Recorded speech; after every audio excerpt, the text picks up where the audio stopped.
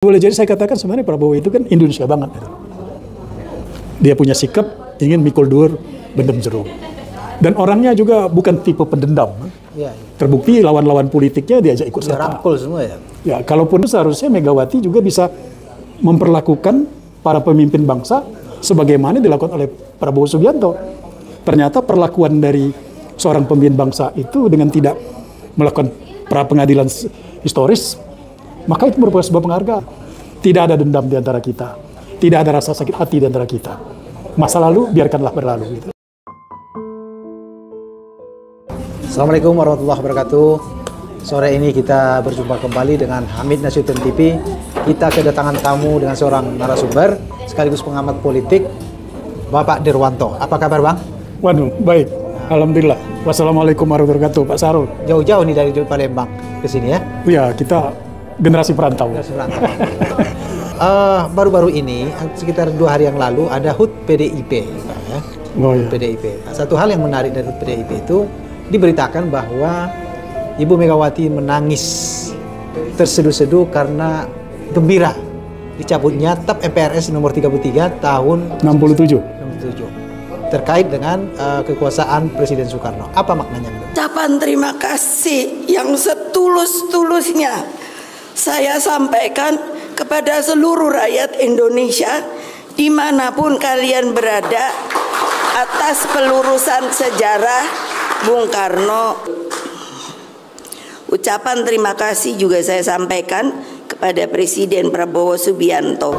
Ya, maknanya di sana bahwa telah terjadi konsolidasi ideologis dalam persoalan kepemimpinan bangsa ini, di mana seorang pemimpin itu tidak layak dan tidak patutlah diadili secara in absentia dan diadili seumur hidup. Dengan kata lain bahwa TAP MPR itu kan menunjukkan dan ingin mengatakan bahwa Presiden Soekarno itu terlibat di dalam gerakan pemberontakan G30S PKI. Nah, dengan ada dicabut itu maka kita sudah bersama-sama menyadari bahwa sudah terjadi rekonsiliasi dalam tanda petik. Rekonsiliasi secara politik. Atau ada semacam sebuah kesepakatan bahwa masa lalu biarkan ia berlalu. Artinya bahwa itu merupakan hadiah terbesar bagi seluruh bangsa ini. Jadi Prabowo besar hati betul ya, Abang melihat ini? Iya, jadi itu keputusan MPR. Jadi tidak hanya keputusan Pak Prabowo, kan? Meskipun di sana ada juga peran dari Pak Prabowo Subianto. Kalau dalam istilahnya Presiden Soeharto itu kan mikul dur bendem jero lah gitu. Sesuatu yang tidak baik itu kita pendam, sesuatu yang baik itu kita kemukakan gitu, ke hadapan publik. Terlebih lagi dari Bung Karno itu banyak sekali perannya dalam proses perjalanan bangsa ini. Saya kira itu juga hadiah bagi seluruh bangsa. Tapi Megawati sebagai salah satu putra kandung dari Bung Karno tentunya merasa terharu. Dan itu merupakan sebuah pengakuan terhadap sosok dari Bung Karno. Saya kira begitu. Kalau hubungan Megawati dengan Jokowi yang terkesan tidak akur ini dengan dihubungkan dengan konteks hubungan Prabowo yang begitu berbesar hati terkait masa lalu Karno ini apa? Ya, analog dengan itu seharusnya Megawati juga bisa memperlakukan para pemimpin bangsa sebagaimana dilakukan oleh Prabowo Subianto. Ternyata perlakuan dari seorang pemimpin bangsa itu dengan tidak melakukan pra pengadilan historis, maka itu merupakan sebuah penghargaan. Begitu juga seharusnya Megawati juga memperlakukan para pemimpin bangsa juga begitu. Gitu. Tidak ada dendam di antara kita. Tidak ada rasa sakit hati di antara kita. Masa lalu biarkanlah berlalu. Gitu. Jadi misalnya saja kenapa saya katakan ada semacam kesadaran atau apa ya namanya idiom atau semacam pandangan hidup seluruh bangsa ini. Diawali dari Bung Karno. Bung Karno kita anggap itu adalah kalaupun dia melakukan sebuah kesalahan itu biarlah kita hilangkan. Bukan hilangkan menjadi fakta sejarah saja. Tidak perlu dilakukan peradilan secara politik. Artinya dia menjadi semacam sebuah keputusan politik. Di era Soeharto pun rezim Orde Baru dalam TAP MPR nomor 11 tahun 1999 juga sudah dihapus kan. Itu adalah penghargaan bangsa ini terhadap pemimpinnya. Begitu juga terhadap Bulog Gate, misalnya kan, yang menuduh Gus Dur terlibat dalam kasus Bulog Gate, dan itu tidak terbukti secara hukum. Begitu juga dengan Century Gate pada era SBY, dan begitu juga misalnya release in discharge, keputusan politik yang terkait dengan persoalan ekonomi, tidak juga kita angkat lagi sebagai ke permukaan. Gitu. Dan itu hendaknya menjadi tradisi politik bagi seluruh para pemimpin politik. Oleh karena itu maka terhadap kebijakan Jokowi itu bagi pemimpin bangsa ini ya biarkanlah yang lalu biarkanlah berlalu, dan sekarang ya kita coba benahi lagi untuk masa yang datang. Ya, tapi Bang, memaafkan masa lalu, kata orang nih ya, memaafkan masa lalu seorang itu satu hal, tetapi mengungkap fakta-fakta sebenarnya dan kemudian memberikan hukum pada fakta-fakta itu hal yang berbeda. Itu Abang melihatnya konsep itu bagaimana? Iya, kalau saya lebih banyak melihat dalam perspektif kepemimpinan politik Megawati. Dalam konteks misalnya kepemimpinan Jokowi, kan di situ ada peran Megawati. Dia ikut serta memberikan kontribusi mengantarkan Joko Widodo 2 periode kan. Ya kenapa dia merasa sakit hati? Itu sebuah risiko politik bagi dia. Karena itu sudah menjadi keputusan. Kalaupun terjadi hal-hal yang memang di luar harapan dan keinginan, itu bagi risiko politik bagi dia. Tidak perlu dijadikan semacam sebagai sebuah beban atau ada sedikit rasa gundah gulana kan. Ya biasa-biasa saja, karena dalam politik itu penuh dengan gundah gulana dan berbagai macam kekecewaan, dan itu tidak layak ditunjukkan oleh para pemimpin bangsa gitu. Kira-kira begitu. Misalnya Prabowo dengan batu tulisnya kan? Ya salah satunya ya termasuk itu. Prabowo dengan perjanjian batu tulis, ternyata Mega juga tidak menepati janjinya. Prabowo biasa-biasa saja. Kenapa dia dengan Jokowi juga seolah-olah ada dendam di antara kita itu tadi? Termasuk juga dengan SBY misalnya kan gitu. Kenapa ya kesan kita Prabowo ini begitu besar hati ya? Misalnya butuh banyak yang dialaminya kekecewaan dengan berbagai pihak itu, tapi dia terima aja gitu. Maksudnya Pak Prabowo Subianto ya? Secara pribadi Abang menganalisa kepribadian Prabowo seperti apa ya? Kok besar hati banget itu? Ya salah satu diantaranya karena dia pernah juga menjadi korban yang dikuyo-kuyo. Iya. Dia sebagai menantu Presiden Soeharto, tetapi dia juga berusaha mencerap aspirasi gerakan reformasi, tapi dia dituduh juga oleh mertuanya. Sehingga dia berpisah, dan secara politik dia dikuyo-kuyo, dimanfaatkan oleh lawan politik. Setelah itu dia dituduh untuk melakukan makar, gitu? Melakukan kudeta. Bahkan dituduh melakukan pelanggaran HAM berat. Dan dia mungkin merasakan betul bagaimana peradilan politik itu yang dilakukan secara in absentia, tidak diberi kesempatan untuk membela diri. Itu salah satu juga untuk mempengaruhi seorang. Jadi Abang melihat kasus pencabutan TAP tentang Soekarno ini juga ada korelasinya bahwa Soekarno tidak diberikan hak membela diri saat itu. Kira-kira gimana? Ya, satu dia tidak diberikan hak untuk membela diri. Kemudian kedua memang dia diadili secara politik. Tidak ada peradilan secara khusus. Betul. Apakah Bung Karno pernah diadili melalui mahkamah luar biasa misalnya? Nggak ada. Kan tidak juga. Nggak ada itu mahkamah luar biasa untuk mengadili presiden. Dia dijatuhkan, kemudian dalam tahap MPR dia diindikasikan terlibat. Padahal dia kan itu hanya sekedar, itu kan visi dari Bung Karno, bahwa seluruh komponen bangsa itu harus selalu bersatu padu, dan pemikiran beliau itu refleksikan dalam kebijakan Nasakom. Dan Nasakom itu kan pernah dijadikan sebagai sebuah keputusan politik bagi negara ini, karena diterima oleh MPR kan begitu. Dan itu disosialisasikan ke seluruh alam jagat raya di permukaan bumi ini, dan itu dipertahankan oleh Prabowo, bukan mempertahankan orang yang memberontak gitu.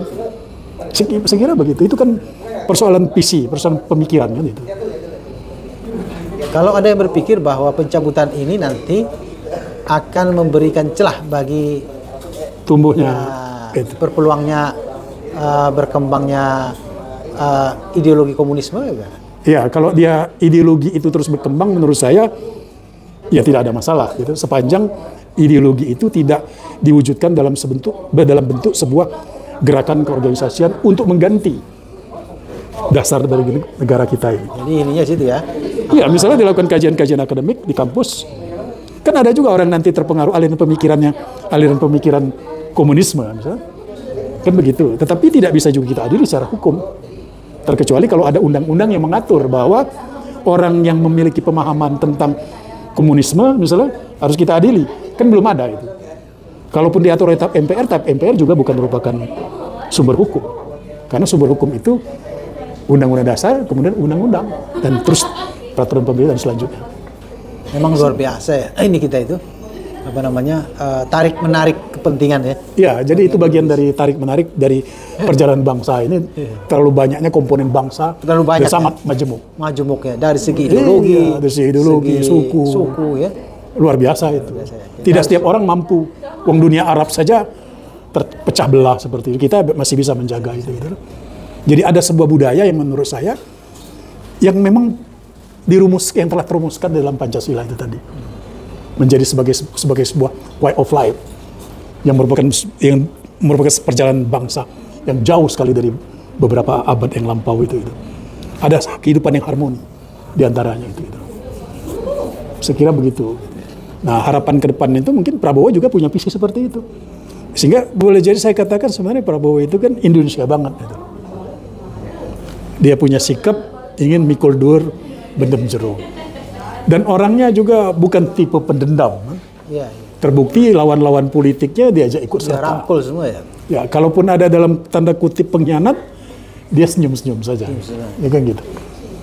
Nah, orang Indonesia saya kira kayak gitu. Makanya saya bilang dia Indonesia banget. Kalau apa namanya PDIP kan berada di luar kekuasaan nih ya. Tapi pada saat yang sama sebenarnya begitu diperlakukan baik oleh kekuasaan. Biasanya kan yang kalau seseorang atau suatu kekuatan politik berada di luar kekuasaan kan tidak terlalu baik diperlakukan kan gitu. Nah, ini sangat unik menurut saya. Abang melihatnya seperti apa ya? Peran PDIP maksudnya? Ya, PDIP relasinya dengan kekuasaan Prabowo. Ya, saya kira PDIP itu kalau kita lihat kesejarahannya dia memiliki perjalanan cukup panjang kan. Ya, bisa kita lihat bagaimana peran Megawati dan beberapa unsur-unsur pemimpin yang ada di sana. Baik dia di dalam kekuasaan maupun di luar kekuasaan, saya kira dia biasa-biasa saja kan. Dia masih bisa berkiprah. Di saat periode SBY pun dia di luar kekuasaan, malah dia bisa militan. Tetapi ketika dia menjadi penguasa, dia tidak juga menjadi militan, memperjuangkan visi misi partai itu. Nah sekarang bagaimana kalau seandainya dia menjadi follower? Ya. Sehingga menurut saya pilihannya bagi PDIP itu lebih baik di luar pemerintahan. Karena PDIP bukan partai follower. Kecuali kalau dia ada jadi wapres atau presiden, kan berarti dia adalah penguasa. Tapi kalau dia merubah, misalnya dia adalah sebagai partai follower, ya mau tidak mau dia menjadi penguasa di eranya Prabowo Subianto. Oleh karena itu lebih tepat untuk menjaga visinya ke depan itu, PDIP jangan jadi follower dong, jangan jadi pengikut pemerintah ini, jadi oposisi aja. Dan dia sudah pernah melakukan hal itu. Gitu. Kan di periode SBY dia menjadi oposisi. Nah, dan saya belum pernah melihat PDIP itu menjadi follower dalam perjalanan bangsa ini. Di periodenya Gus Dur, dia aja wapres, bahkan jadi presiden. Periode SBY oposan. Periode selanjutnya menjadi penguasa dengan menempatkan kadernya Jokowi. Apapun posisinya Jokowi itu tetap dia adalah kader dari PDIP. Jadi kalaupun misalnya Jokowi dipecat dari PDIP, orang luar tetap aja ente kan PDIP, yang menghantarkan PDIP juga. Jadi kenapa dia harus kuyo-kuyo Jokowi, wong itu adalah kader. Sejauh mana kasus Hasto yang merebak sekarang ini berimplikasi pada soliditas PDIP menurut?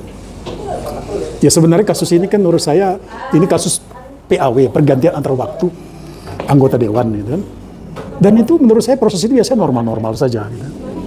Misalnya saja bagaimana mengganti seorang anggota dewan karena yang bersangkutan harus diganti nomor urut kedua, kemudian ternyata dalam perjalanan dirubah menjadi urutan kelima yang menggantikan. Dan itu sangat tergantung kepada kebijakan partai. Lantas kenapa kok kebijakan yang sangat mudah untuk melakukan pergantian antar waktu kok jadi rumit gitu? Kan yang jadi rumit, jadi kasus besar. Ya persoalannya adalah apakah memang betul DPP PDIP waktu itu ingin menempatkan Harun Masiku menjadi anggota DPR pengganti antar waktu. Ya kayak gitu. Coba lihat partai yang lain. PAW. Biasa aja. Biasa-biasa saja. Ganti kalau nomor berikutnya nggak ada ya dipecat aja. Kan banyak yang dipecat. Persoalan rela atau tidak, tapi mekanisme itu tetap diakui oleh KPU. Sehingga menurut saya ini kan hanya permainan penyelenggara pemilu, ya terbukti dia menerima uang. Kemudian yang kedua, segelintir orang yang ada di partai. Mungkin bisa saja sebagian besar dari pengurus DPP tidak mengendaki Harun Masiku. Jadi bisa saja ini perkara internal mereka ya? Perkara perebutan di antara mereka. Sehingga dibuat menjadi rumit. Ya, dia menjadi korban sendiri. Menurut saya ini kan problem sekjennya saja. Makanya menurut saya ketika DPP merasa tenang-tenang saja, ya karena Megawati sangat mudah mengganti. Mau mengganti yang lain juga bisa dia kan. Nomor urut terakhir juga bisa. Kira-kira diganti nggak? Ya saya kira ya tidak dia lakukan. Dia ganti yang nomor urut kedua kan itu. Enggak, maksudnya sekjennya diganti nggak? Saya kira pasti diganti. Pasti diganti ya? Pasti diganti. Udah belepotan begitu kan? Belepotan begitu. Dia menurut saya, ya kalau orang udah cacat, nggak ada guna di partai, ya untuk apa dipertahankan? Jadi biasa aja. Biasa aja kan. Kan berpartai ini biasa, hari ini jadi penguasa, besok terguling. Iya, biasa aja. Kenapa harus bersedih? Kalau saatnya tidak berkuasa, ya sudah tidak berkuasa. Gitu. Nah, jangan-jangan Hasto sendiri mungkin udah termasuk kategori sudah dalam tanda kutip menjadi penguasa itu adalah merupakan fardu ain gitu. Soalnya persoalan hidup dan mati gitu. Itu satu. Kalau dia ternyata dia merasa salah masuk penjara aja. Ya pertanggungjawabkan dong. Apa sih ininya kan?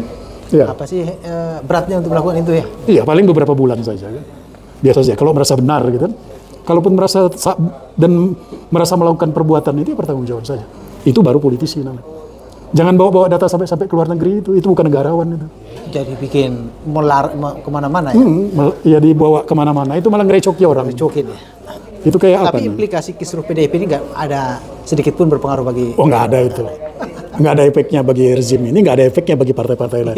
Ini ributnya antar mereka. Dikait-kaitkan kalau ini ada hubungan dengan Jokowi. Sehingga mereka terjebak menjadi konsumsi media. Publik kan, jadi konsumsi media. Orang suka aja ini bisa digoreng kan? Gitu ya. Nah jadi menurut saya Megawati dan Hasto dan CS ini korban goreng-gorengan orang. Baik Bang Der, terima kasih atas bincang-bincang kita yang sangat bermanfaat sore ini. Nantikan sekali lagi perbincangan-perbincangan berikutnya dengan narasumber-narasumber yang berbeda-beda di Hamid Nasution TV. Assalamualaikum warahmatullahi wabarakatuh. Waalaikumsalam.